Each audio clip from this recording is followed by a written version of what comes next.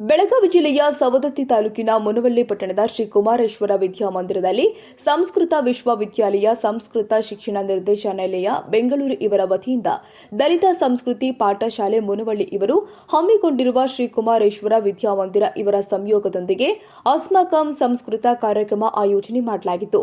ಈ ಕಾರ್ಯಕ್ರಮದಲ್ಲಿ ಮಕ್ಕಳಿಗೆ ಬಹುಮಾನ ವಿತರಣೆ, ಶಿಕ್ಷಕರಿಗೆ ಸನ್ಮಾನ ಕಾರ್ಯಕ್ರಮ ಜರುಗಿದೆ. Bureau report, public news power Kannada, Savadatti.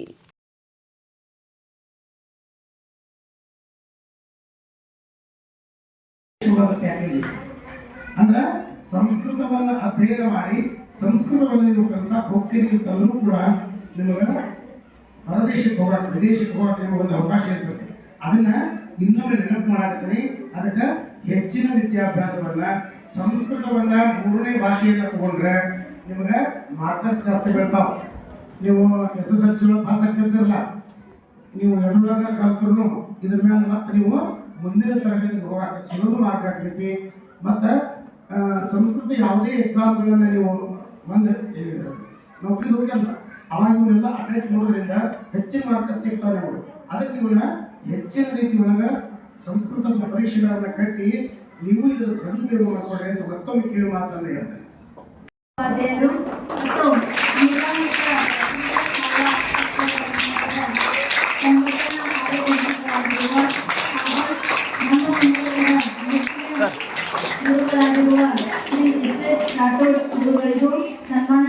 ನಮ್ಮ ಈ ಪಂಚಲಿಂಗೇಶ್ವರ ಸನ್ನಿಧಾನಕ್ಕೆ ಶಿರಸಾಷ್ಟಾಂಗ ನಮಸ್ಕಾರಗಳನ್ನು ಸಲ್ಲಿಸುತ್ತಾ ಅಧಿದೇವತೆಯಾದಂತಹ ಮಾತ್ರ ಮೀಸಲು ಅಂತ ಕಲ್ಪನೆ ಬಂದ ಶುದ್ಧ ತಪ್ಪು. ಯಾರು ಹಿಂದಕ್ಕೆ ನೀವು ಬರೀ ಕಲ್ಪನೆಯನ್ನು ಮಾಡ್ಕೊಡ್ರಿ. ವ್ಯಾಸರು ಬ್ರಾಹ್ಮಣರಲ್ಲ.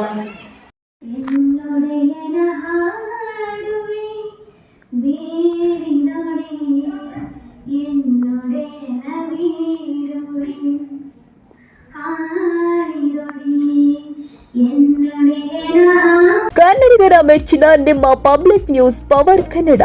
ನಮ್ಮ ಚಾನೆಲ್ ಫಾಲೋ ಮಾಡಿ, ಸಬ್ಸ್ಕ್ರೈಬ್ ಮಾಡಿ, ನೋಟಿಫಿಕೇಶನ್ ಆನ್ ಮಾಡಿ.